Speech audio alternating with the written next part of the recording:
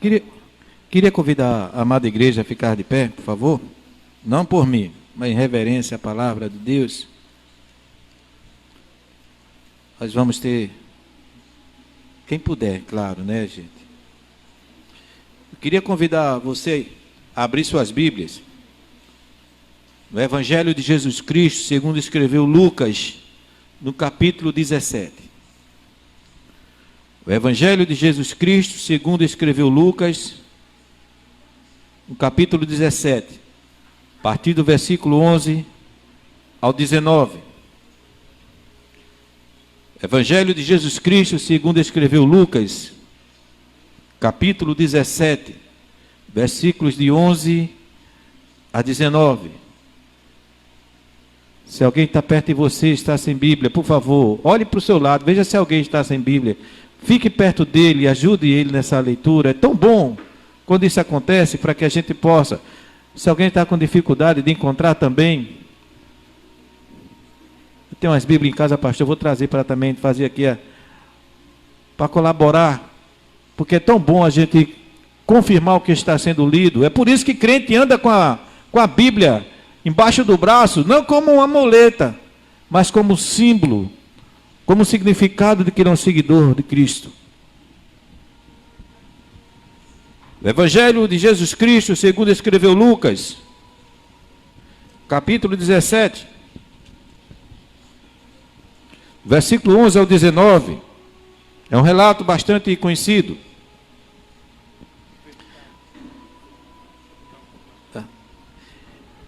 E assim diz a palavra do Senhor. E aconteceu que, indo ele a Jerusalém, passou pelo meio de Samaria e da Galileia.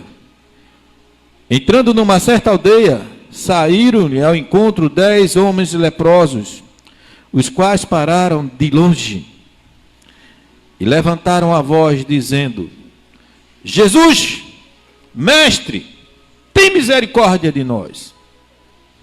E quando ele os ouviu, disse-lhes: Ide e mostrai-vos aos sacerdotes. E aconteceu que, indo eles, ficaram limpos. Então um deles, quando viu que estava são, voltou glorificando a Deus em alta voz. E caiu aos seus pés com o rosto em terra, dando-lhes graças, e este era samaritano.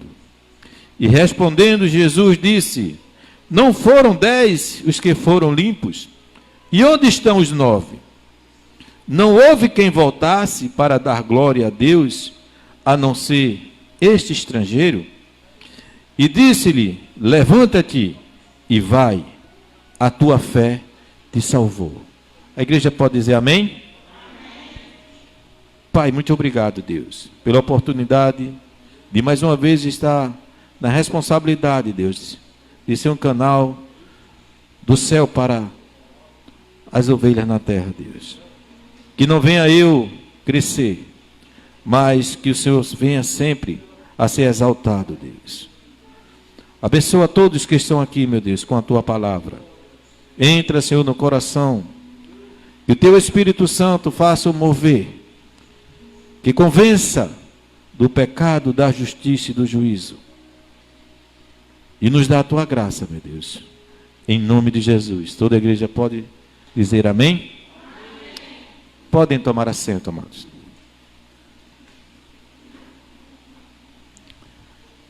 A lepra é uma doença terrível. Você pode perguntar: a lepra ainda existe? Existe. Hoje tem até outro nome, chamado hanseníase. É aquela doença que mancha a pele, mas por baixo dessa mancha há uma corrosão que atinge as juntas. Então, quem já teve uma experiência de visitar um hospital do leprosário, ali na Miroeira, é uma experiência muito terrível, né? Porque as pessoas perdem a sensibilidade. Então, por isso que um dos primeiros testes que os médicos fazem numa pessoa que está com sintomas de lepra, e que nós podemos fazer em casa, é se você tiver alguma mancha, né? Pega uma agulhazinha, alguma coisa pontuda e tente furar. Se você não sentir não tiver a sensibilidade, você procure logo um posto de saúde. Você pode estar com algum comprometimento. Meus queridos, hoje observamos essa passagem de uma forma muito criteriosa. Porque a lepra, na antiguidade, era algo que afastava a pessoa que estava com essa doença. Ela era tirada da família, ela era colocada num local onde existiam outras pessoas com lepra, porque já estavam todos contaminados. Então a pessoa era considerada impura. E uma coisa que mais você fica indignado é que essas pessoas, elas tinham um sino pendurado e elas eram obrigadas a gritar quando se aproximava de uma pessoa, gritar que ela balançava o sino para chamar a atenção que ela era impura. Você já imaginou viver numa situação dessa? Você ser retirado da sociedade. E a lepra também, ela era como se fosse uma consequência de pecado. Nós conhecemos a história de Naamã. Mas Naamã era um homem rico, era um homem que vivia ao lado do rei. Mas quando ele foi se despir, para que sua esposa fizesse o curativo, aquela criancinha que foi levada em cativeiro, ela viu e falou. Vocês conhecem a história, que ela disse que Israel tinha um profeta que era capaz de curar aquela lepra. Mas voltando à questão dos 10 leprosos, aqueles 10 leprosos, eles não eram apenas de Samaria, ali tinha também da Judéia, então tinha de outras regiões, então se formavam grupos, porque através do grupo eles se fortalecessem, e um podia ajudar o outro. Que uma pessoa que tem lepra em estado avançado, aí vem cai uma ponta do dedo, cai um pedaço da orelha, cai um pedaço da carne e ela não sente, é impressionante isso.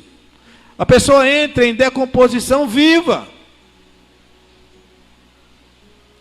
Mas uma das piores lepras que nós vivemos na atualidade é a lepra espiritual.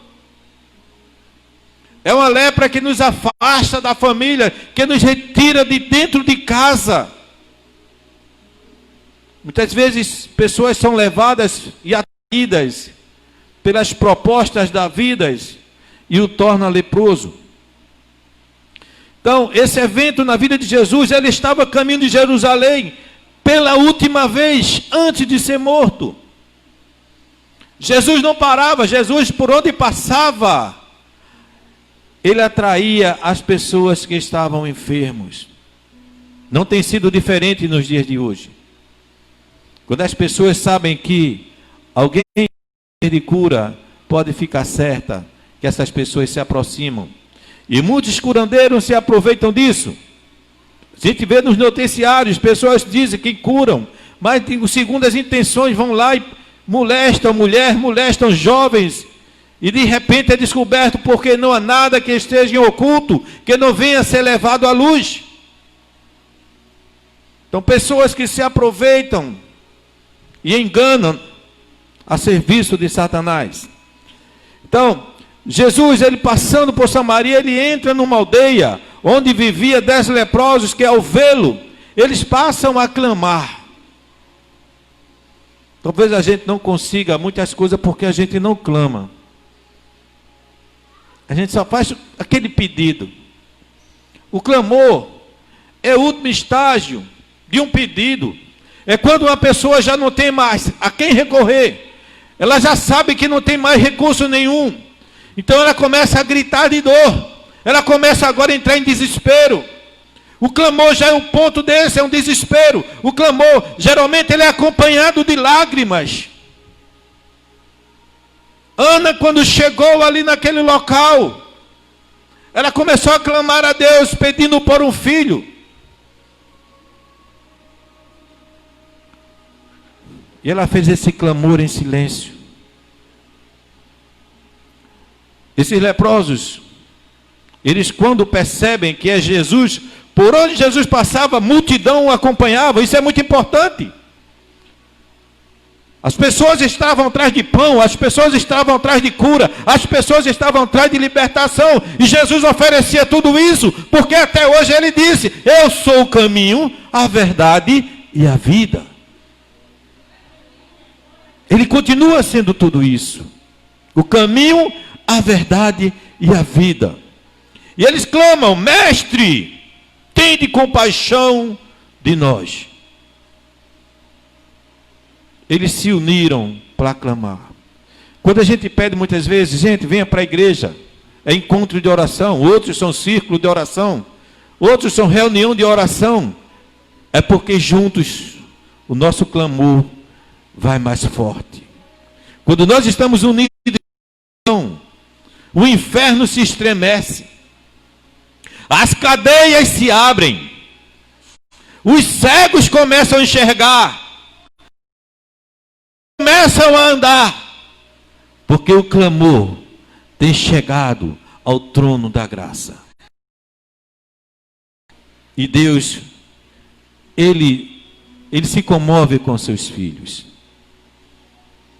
Primeiro ponto que eu quero chamar a atenção nessa passagem é do leproso. Ele perceber que está limpo, ele olha a sua mão, ele olha os seus pés, ele solta aquela roupa que era envolvido naquelas faixas, e ele percebe que está limpo. Então ele glorifica o nome do Senhor. Ele reconhece que aquilo foi sobrenatural.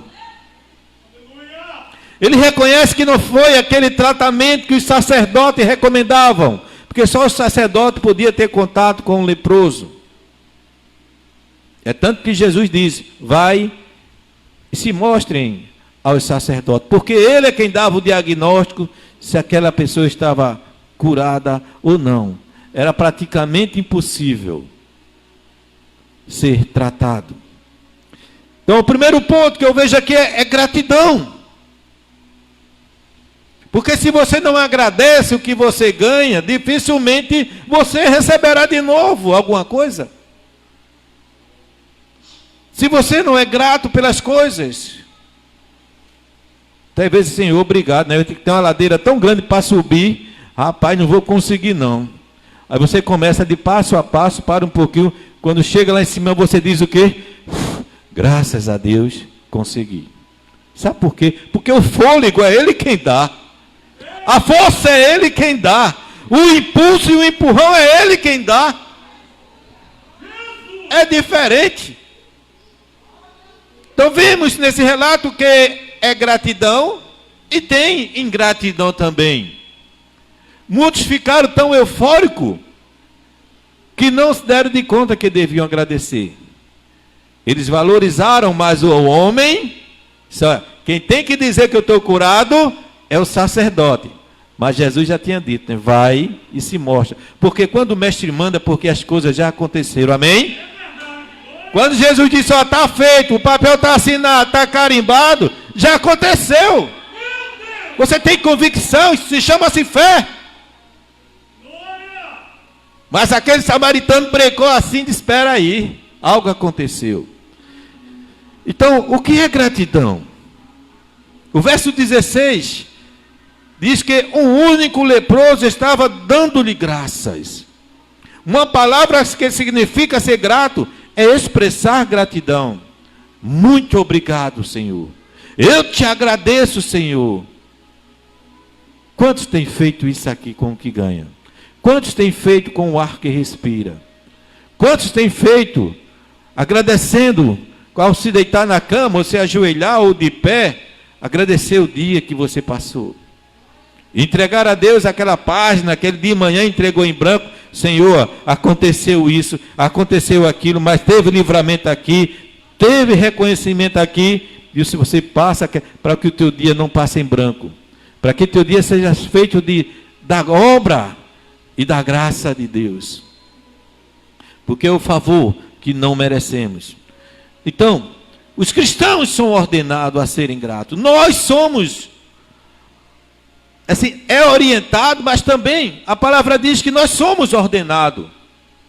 É uma palavra que está no imperativo, não é um verbo. Quem entende de gramática sabe o verbo que no imperativo é porque é uma ordem. Quando Jesus disse ide e vai, ele está dizendo que é para ir, não está questionando. Você não vai questionar o que aconteceu. Ide por toda a terra e pregai, são palavras que estão no verbo imperativo, que é uma ordem dada por Deus. Não é para que você, não é apenas o pastor que vai, não é apenas o missionário que vai, é ide, todos nós devemos ir. Então os cristãos são ordenados a serem gratos. Da primeira carta de Paulo, no capítulo 5, versículo 18, diz: em tudo dai graças. Vamos repetir? Em tudo dai graças. Por que em tudo? Porque às vezes a gente leva uma topada e dê graça, viu? Porque ali foi um freio que Deus deu. Porque nossa vida é ceifada em um segundo. Aí você levou a topada aqui, o dedo você ficou vermelho, quis dizer um negócio feio, mas aquela parada que você deu livrou você de uma bala perdida, de um carro atropelar você, de uma bicicleta bater em você. Então você dê graças a Deus, porque a gente só conhece quem recebe. Quando nossos pais diziam, não vá para tal lugar, não vá para fazer isso, aí você fica em casa amuado, com raiva de pai, xingando o pai, xingando mãe, aí de repente chega a notícia, aconteceu um desastre terrível. Como é o caso, né, daquela jovem que queria sair com os amigos de todo jeito. Mãe, eu vou sair. A mãe disse, não vá. Deus está falando no meu coração para você não sair. De repente o carro, buzina, cheio de jovens. Aí ela já sentou no colo dos colegas. Disse, minha filha, que Deus te acompanhe. Ela disse, só se ele for no porta-mala. A mãe ficou ali angustiada. Escutou a piada da filha, mas não deu 2 minutos. Chega a notícia que o carro sofreu um acidente tão grave que todos que estavam dentro vieram a óbito. E o bombeiro que deu testemunho, isso é fato real. E o bombeiro que chegou e deu testemunho e disse, a coisa mais impressionante nesse desastre, a caixa de ovos, e todos permaneceram inteiros. Portanto, onde Jesus está, há segurança. Onde Jesus está, tem segurança. Pode confiar. A carta de Paulo aos Filipenses, capítulo 6, diz, antes de tudo, oração e súplica com ação de graças. Oração e súplicas, e oração e ação de graça. Porque quando você agradece, é como aquela mulher que perdeu uma moeda, e ela bateu o dia todo, mas ela levantando os móveis, levantou tudo, encontrou, e ela reuniu suas amigas, fez um café e disse, a moeda que eu tinha perdido, eu encontrei, por isso estou dando graças.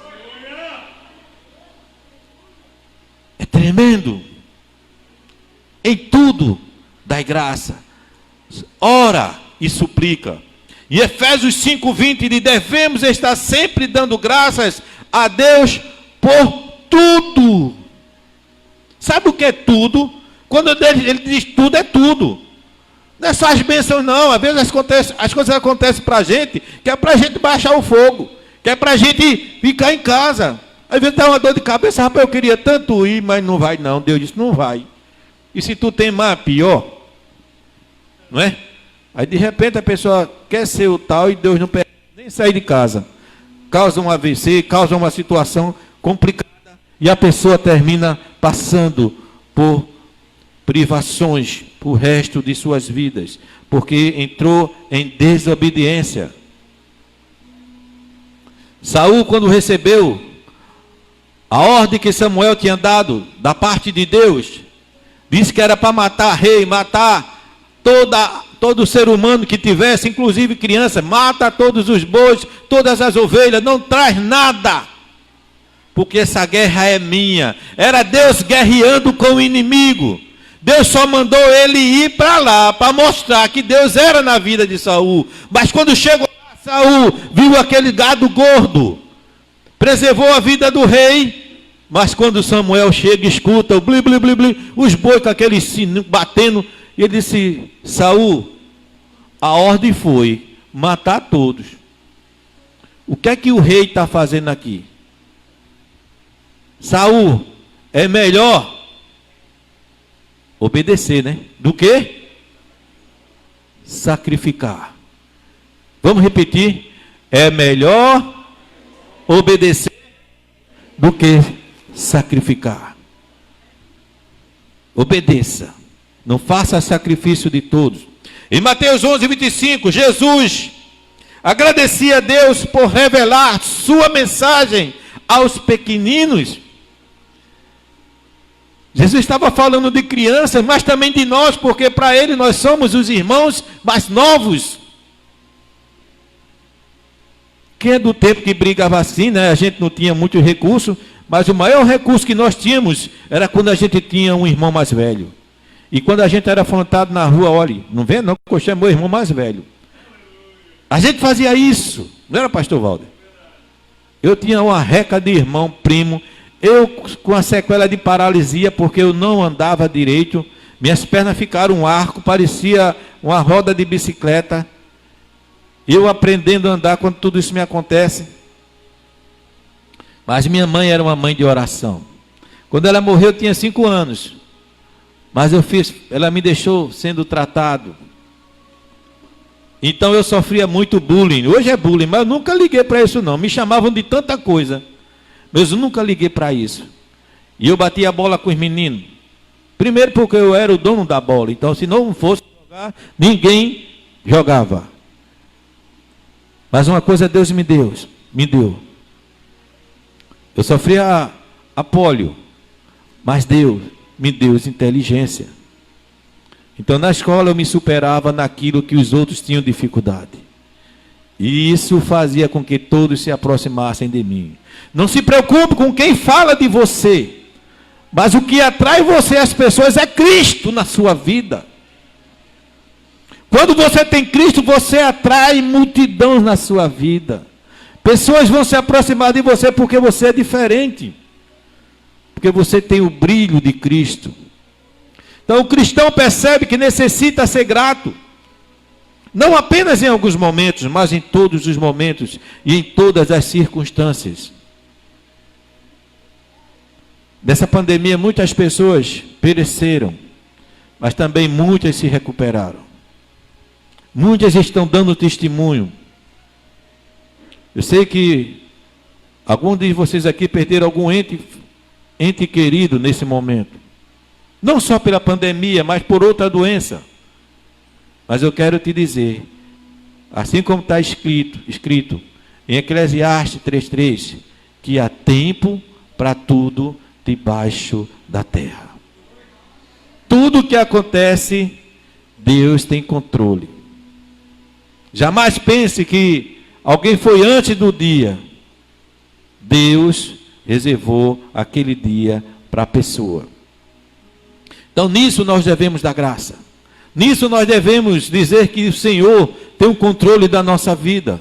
Porque quando as coisas acontecem de boas para a gente pula de alegria. E quando as coisas acontecem que não são favoráveis para a gente, nós baixamos a cabeça como derrotado. Eu quero te dizer para você, que aquele que está em Cristo não tem sido derrotado.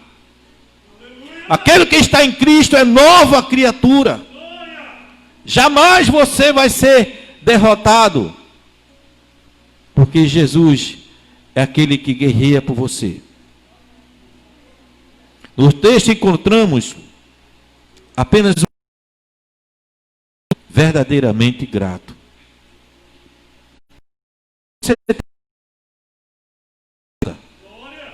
Você tem agradecido a Deus por tudo que tem acontecido na sua vida? Ou você só agradece as coisas demais? Começa a pensar direitinho nisso. Começa a refletir que Deus, o que Ele permite acontecer, lá na frente, você vai ver a diferença. Jesus pegou uma toalha, enrolou-se, pegou uma bacia e mandou seus discípulos sentarem. É uma cena muito, muito linda. Jesus começa a lavar aqueles pés, função de escravo. Porque quem lavava os pés era o escravo. Você, quando chegava numa casa para visitar, a pessoa tinha um escravo. E ele se baixava lá e ia lá pegar uma bacia e lavava todos os pés,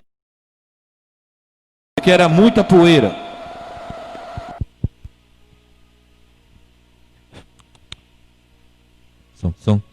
Era muita poeira.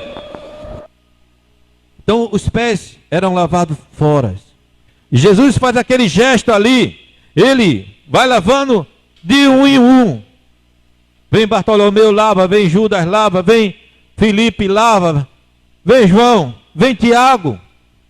Mas quando chega na hora de Pedro, Pedro era aquele discípulo que ele confrontava não para perder, mas ele confrontava para aprender. E quando chega a vez dele, ele bota aos pés e diz: não, Senhor, não faça isso não. Os meus pés o Senhor não vai lavar.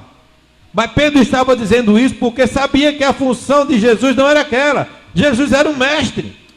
Mas Jesus disse: Pedro, se não deixares eu lavar os teus pés, não farás parte comigo. Aleluia! Nós reconhecemos que nós somos pó, que Jesus está muito acima da gente, mas ele se humilhou a tal ponto para lavar os pés de Pedro e lavar os pés de todos os discípulos. E eu quero perguntar: você quer fazer parte do celestial? Quem deseja fazer parte desse gesto? Deixe Jesus libertar você, deixe Jesus lavar, deixe Jesus entrar em você. Seu corpo é templo e santo. Por isso devemos agradecer. Aquele gesto de Pedro foi louvável, sim, porque Pedro não via Jesus como escravo. Mas Jesus disse: eu vim para servir. O escravo de orelha furada era aquele que, quando chegava o período de ser liberto, ele dizia: não, essa casa me acolheu, eu não quero mais sair daqui não. Então era furado a sua orelha. Jesus era servo. E o servo, ele não é escravo. Jesus, ele tem liberdade para entrar e sair. O escravo não. O escravo só sai se o dono mandar. E eu creio que aqui não tem mais escravo do pecado. Nós somos libertos. Nós hoje somos servos e servimos a um Deus maravilhoso e tremendo, que aquele samaritano, ele reconheceu: estou limpo, e voltou para agradecer. O negócio era sério, porque todos eles conheciam a lei, todos sabiam que não podiam se aproximar de pessoas que deviam ser afastados. Mas eu quero te dizer que todos eles que foram curados, Jesus sabe que muitos não irão reconhecer, muitos não irão agradecer. Mas você que é salvo, você deve agradecer a Deus eternamente pela sua salvação, porque ela teve um preço de cruz. Agora, vamos aplicar isso espiritualmente. A lepra era uma doença que se tornava o homem impuro. O pecado nos fazia ser impuro. O sangue de Jesus, ele nos purifica de todo o pecado. Uma gota do sangue de Cristo, ela purifica multidões. A lei antiga e outras sociedades, os leprosos eram rejeitados, eles eram afastados da família e sociedade, eles usavam vários apetrechos para dizer que estavam impuros. Os leprosos já sabiam quem era Jesus e ele era a única esperança da purificação. A carta de Paulo aos Romanos diz que nós éramos condenados, mas a misericórdia do Senhor, ela nos agraciou. Ou seja, nós não merecíamos, mas Jesus foi para aquela cruz morrer por mim e por você, para que nós não viemos a ser condenados, mas sim ganhar uma morada eterna. Eles clamavam a Jesus e eles os purificava. Jesus nos purifica de todos os males. Sabe o que é males? De todos os males. Isaías 61 fala, né, que ele foi levado ao matadouro, mudo, que ele levou sobre si as nossas pisaduras, as nossas imperfeições. Jesus estava levando ali uma carga tremenda. A madeira simbolizava todo o nosso pecado ali, ele estava arrastando aquela cruz. Apareceu um sirineu quando disse: está consumado. Estava pago. Estava pago. É como você comprar um eletrodoméstico em 24 meses, 60 meses, e quando chega na última parcela você diz: agora é meu.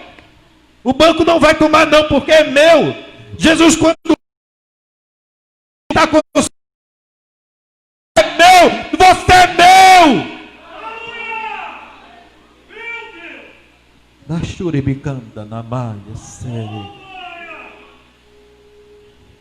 Eles choravam, porque ali estava a única esperança que podia trazê-los à volta à sociedade, a reencontrar a família. Quando nós estamos da nossa família, internado, preso, e quando você é liberto, quando você é curado, e você está de volta ao seu lar, de repente tem uma faixa bem assim: bem-vindo, nós te amamos. Essa faixa está lá no céu, olha, estendida para quando eu passar. Você é bem-vindo, você é meu.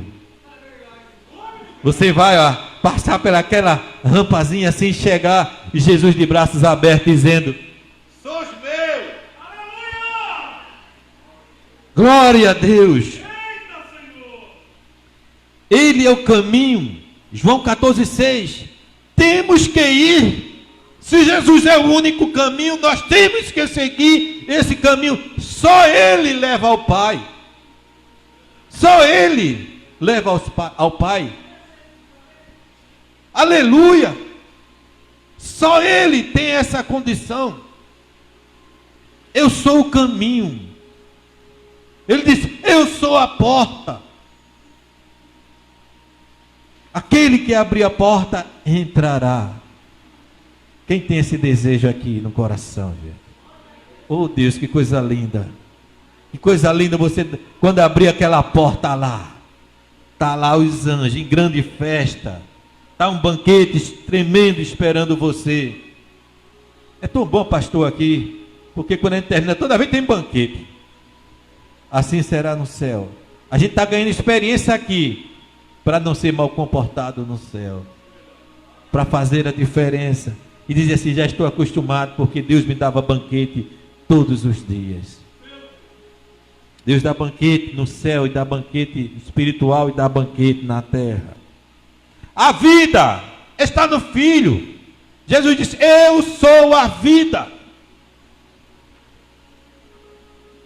E às vezes eu contextualizo e fico olhando aquela passagem quando Jesus estava formando o homem ali no barro ali, modelando o homem todinho. Estava ele, estava o Pai, o Filho e o Espírito Santo. E quando Deus forma, Ele sopra nas narinas o Espírito. E o homem ganha fôlego. E o homem ganha vida. Se você está aqui hoje é porque você recebeu essa dádiva de Deus. O batismo nos coloca em Cristo. Quando nós somos batizados, nós somos emergidos, somos sepultados, nós somos afundados, porque a palavra batismo, a tradução do grego, baptismo, significa emergir, afundar, mergulhar. Então você foi sepultado para quê? Para o mundo. Você morreu para o mundo. E quando você se levanta em Cristo, ressurreto. Você se levanta uma nova criatura. Você passa a ser diferente. As pessoas começam a observar você com mais critério. Tantas qualidades nesse irmão, mas rapaz, o cabo é dotado. Sabe por quê? Porque o Espírito Santo de Deus, ele nos qualifica. Ele derrama seus dons espirituais e a gente passa a ser nova criatura. Primeira coisa que vai deixar de fazer maus costumes, maus hábitos. E nós passamos a nos policiar em muitas das coisas, nas nossas vestes, nossa forma de falar. Nosso palavreado passa a ser outro, porque quando você começa a ler Bíblia, quando você começa a falar o que está aqui, teu vocabulário melhora, tuas palavras são mais perfeitas, você começa a ter eloquência para falar, as pessoas dizem assim, que diferença. Quem tinha medo de orar aqui, quando se converteu, orar em público? Quem tinha medo? Meu Deus, Sueli travava, quando ele pedia a Sueli, a missionária, para ela fazer uma oração, ela travava, não passa para outro, sabe por quê? Deus está trabalhando em você. E você começa a... Quem mais tem essa dificuldade de orar em público? Eita, uma levantou a mão aqui, o marido ainda está ajudando. Quem mais tem dificuldade? Louva a Deus pela tua vida. Porque você está sendo lapidada. Você é uma pérola bruta que Deus está tratando, está modelando. E quando você começar a falar, você não vai mais parar. Porque quando você começar a orar pelas pessoas, vai haver uma diferença muito grande. Vai haver uma diferença muito grande. Então, ele lava os nossos pecados. Está em Atos 22, 16. Ele lava os nossos pecados. Mesmo que os nossos pecados sejam mais vermelhos que escarlate. Mas o sangue dele nos purifica e deixa mais alvo que a neve. A lavagem de Cristo em nossa vida nos deixa mais alvo que a neve. Mas a gente nunca viu neve. Não faça de conta que é uma polpa de coco, né? Você com a coco. O missionário, ele teve dificuldade quando chegou na África, um sol quente, no deserto, e ele foi falar de neve. Ninguém sabia o que era neve. Então ele teve que pegar algo que assemelhasse a brancura do manto de Cristo. Ele disse, olha, está vendo esse coco aqui? A neve é dessa cor. Quando eu falar de neve, assemelhe a essa polpa de coco. Quão grato você tem sido? Quão grato eu tenho sido? Quão gratos somos nós diante das coisas que Deus tem feito por mim e por você? Você tem agradecido a Deus? Estamos sendo gratos pelo que Deus e Cristo fizeram por nós? Porque Ele disse que iria pôr inimizade entre nós. Gênesis 3,15 tem a primeira promessa, né? Quando ele diz que do mulher sairia aquele que salvaria o mundo. João 3,16 diz, porque Deus amou o mundo de tal maneira, ele fez o quê? Igreja, vamos se animar, gente. Isso é Bíblia. Vamos lá, João 3,16 diz o quê? Porque Deus...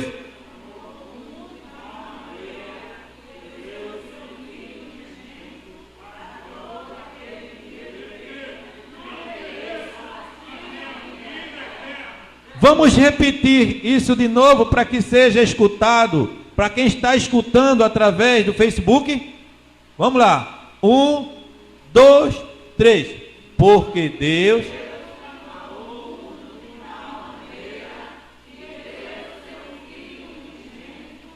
Para que todo...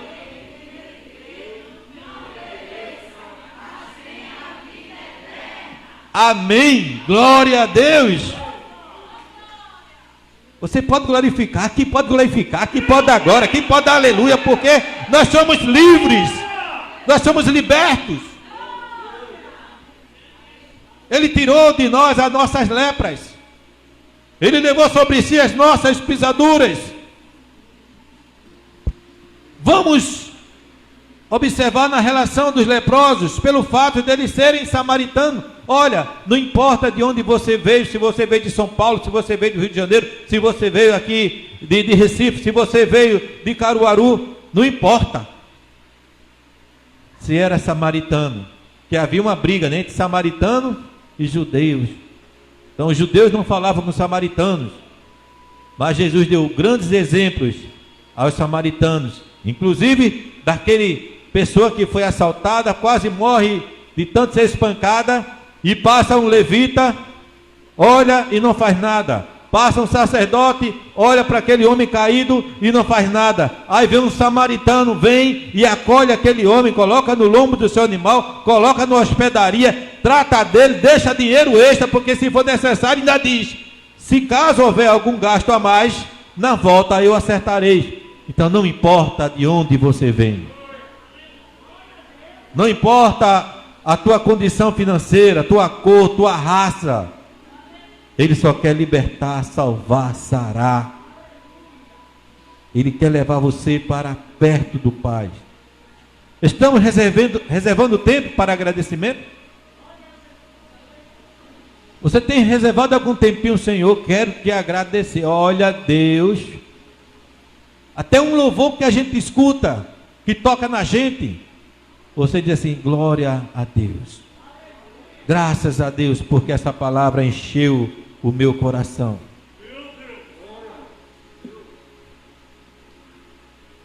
Primeira carta de Paulo aos Coríntios, no capítulo 15, ele fala assim: graças a Deus nos dá a vitória. Deus nos dá a vitória. Paulo agradeceu pelo fortalecimento. Na primeira carta que ele escreveu a Timóteo, capítulo 1:12, Paulo agradeceu pela força, porque ele já estava cansado. Tem hora que nós estamos esgotados, tem hora que nós não conseguimos nem respirar, fisicamente e espiritualmente você já não aguenta mais, é muita pressão, é tudo em cima do pastor, é tudo em cima de um líder, é tudo, e você não faz nada. Aí o Espírito Santo fortalece Paulo, e Paulo ali é renovado, Paulo tem suas forças renovadas. Você tem que agradecer pelos irmãos. Em Efésios 1:16, os irmãos em si, eles agradeciam um pelo outro. Obrigado porque você não fugiu, obrigado porque você não pulou do barco, obrigado porque você está colado comigo, obrigado porque você ora comigo, obrigado porque você janta comigo, obrigado porque você tem me assistido. Agradecimento. Toda vez que a gente tem de poxa, obrigado por estar perto de você. Quem tem saudade do irmão quando chega de um domingo para o outro, você diga: estou morrendo de saudade do meu irmão. Eu sei que hoje nós, pelas redes sociais, nós falamos através do WhatsApp, falamos através por telefone, mas às vezes dá uma saudade, como o pastor disse, de dar um abraço, dizer: eu te amo, conte comigo, e você agradecer a Deus porque você tem ombros amigos para chorarem as suas mágoas, porque você tem pessoas que você pode confiar e dizer: olha, eu estou passando assim, assim, assim, assim, me ajuda em oração. Quando uma pessoa chegar para você e pedir isso, não converse com outro não, é você e ela, viu? E boca de crente tem que ser guardada também. Então, a força real da gratidão se manifesta naquilo que estamos dispostos a devolver a Deus. Eu queria repetir isso para você. Estou encerrando já. Nós vamos descer para ceiar. A força real da gratidão se manifesta naquilo que estamos dispostos a devolver a Deus. O que você está disposto a devolver a Deus? Baixe sua cabeça e comece a pensar nisso. O que você está disposto a devolver a Deus? Deus chegou para Abraão e disse: Abraão, pega teu filho Isaque, vai no monte que eu te mostrarei, e lá sacrifica ele para mim, em forma de holocausto. Abraão não titubeou. Abraão não pensou duas vezes. Abraão fez o trajeto todo. O que você está disposto a agradecer a Deus naquilo que está acontecendo na sua vida? Deus tem algo muito grande para você. Deus tem muitas bênçãos para distribuir a vocês. Mas faça como aquele leproso que reconheceu que aquilo tinha sido da parte de Deus e voltou para agradecer. Pastor?